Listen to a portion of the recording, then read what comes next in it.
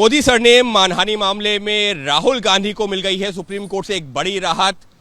Stay on conviction हुआ है, यानी कि दोष सिद्धि पर रोक लग गई है। इसका मतलब यह है कि उनकी संसद की सदस्यता बहाल होने का रास्ता साफ हो गया। हमारे साथ मौजूद हैं राहुल गांधी के खिलाफ याचिका दायर करने वाले पूर्णेश मोदी।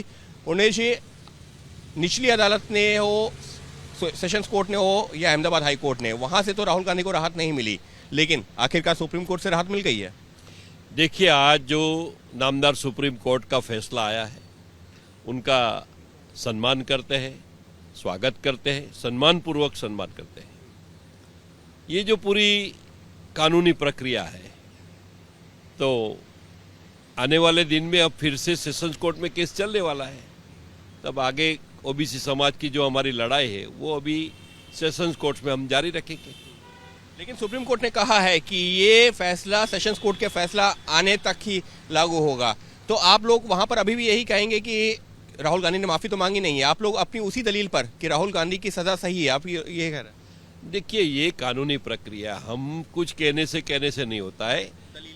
अभी हम पहले तो आज का जो जजमेंट है वो हमारे पास आ जाए, उस पर स्टडी होगा, लॉयर से बातचीत होगी, बाद में आने वाले दिन में क्या कर सकते हो सेशंस कोर्ट में, तो उसके आगे रणनीति बनेगी। लेकिन राहुल गांधी के वकील अभिषेक मनु सिंघवी ने कहा है कि उन्होंने जो है किसी मोदी का अपमान नहीं किया, उन्होंने सिर्फ दो चार लोगों के नाम लिए थे, पूरे समाज का अपमान नहीं किया। ऐसे तो देश में 13 करोड़ मोदी उस समाज से जुड़े हुए लोग हैं। और भी ढूंढो कितने मोदी निकलेंगे, वो सब ट्रायल कोर्ट में हम वो सब एविडेंस देके हमने ये उसको साबित कर दिया है। अब ये बात बार बार करने से कोई मतलब नहीं है। फिर भी सेशंस कोर्ट में फिर हम जाएंगे।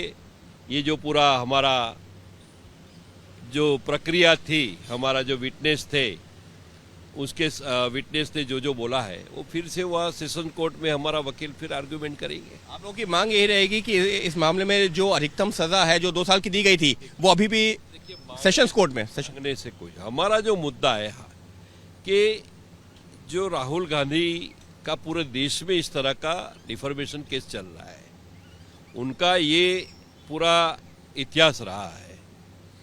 और कोलार में जब उन्होंने जनसभा में उन्होंने बोला है कि सारे चोरों का उपनाम मोदी क्यों, और भी ढूंढो कितने मोदी निकलेंगे, तो ये जो पूरा मोदी जिसका नाम है, मोदी जिसकी सरनेम है, मोदी जिसका परिवार है, मोदी जिसकी कास्ट है, मोदी जिसका कम्युनिटी है, मोदी जिसका समाज है, वो सबका अपमान है।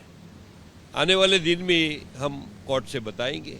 लेकिन अभिषेक मनु सिंघवी ने जो दलील देते हुए तो नहीं, उन्होंने तो यहाँ तक कह दिया है कि आपका ही सरनेम, यानी कि याचिकाकर्ता पूर्णेश मोदी का नाम पूर्णेश मोदी नहीं है। 30 साल पहले पूर्णेश भूत सरनेम चेंज थी, कास्ट तो वही है, समाज तो वही है, और 35 साल से मैं मोदी का नाम से जाना जाता हूँ। हमारे पूर्वजों का भी अलग अलग सरनेम हो सकता है, उसके बारे में मुझे कोई टिप्पणी नहीं करनी है, वो तो बताएंगे। वो तो गवर्नमेंट ऑफ गुजरात के 1988 में 88 में ये सब साबित हो चुका है, गैजेट में छपवा दिया था। उसके बाद तो मैं इस नाम से चुनाव 3-4 बार लड़ चुका हूँ, तो पूरे समाज मुझे मोदी के नाम से जानता है, वो मुद्दा नहीं है। एक आखिरी सवाल, सुप्रीम कोर्ट में भी दलील देते हुए अभिषेक मनु सिंघवी ने कहा कि ये बीजेपी के कुछ लोग हैं, उन्हीं को ज्यादा ऐसा लग रहा है कि अपमान हुआ है, बाकी पूरे मोदी समाज को ऐसा नहीं लग रहा। भाई, वो तो कुछ भी बोलेंगे, उनको क्या है, उनको क्या है, तो कुछ भी बताएंगे। लेकिन इसी बारे में रांची में भी एक याचिका दाखिल की है, इसी बारे में पटना में भी एक याचिका दाखिल की गई थी, तो बताना चाहिए नहीं कि पूरे भारत में 3 जगह पर एक ही केस हुए हैं। तो ये जो बातें हैं वो कानूनी प्रक्रिया की ओर से जो कोर्ट में रखे जाते हैं, आगे आने वाले दिन में जो भी कानूनी प्रक्रिया है उसको हम पूर्ण करेंगे। जो भी कानूनी प्रक्रिया होगी उसका पालन करेंगे, और फिलहाल कानूनी प्रक्रिया चलेगी सेशंस कोर्ट में। सेशंस कोर्ट अब तय करेगी कि क्या जो निचली अदालत का फैसला था वो सही था या नहीं था, क्योंकि सुप्रीम कोर्ट ने अपने फैसले में ये कहा है कि सेशंस कोर्ट का फैसला आने तक राहुल गांधी की दोष सिद्धि पर रोक लगी है। ऐसे में अब निगाह टिकेगी जाकर के एक बार फिर से सेशंस कोर्ट के ऊपर। लेकिन तब तक के लिए तो राहुल गांधी की जो दोष था उस पर जो है दोष सिद्धि पर रोक लग गई है, यानी कि स्टे ऑन कन्विक्शन हो गया है और उससे रास्ता खुल गया है वापस संसद सदस्यता बहाल होने का। सहयोगी कैमरा पर्सन मनोज कुमार के साथ अंकित गुप्ता, एबीपी न्यूज, दिल्ली।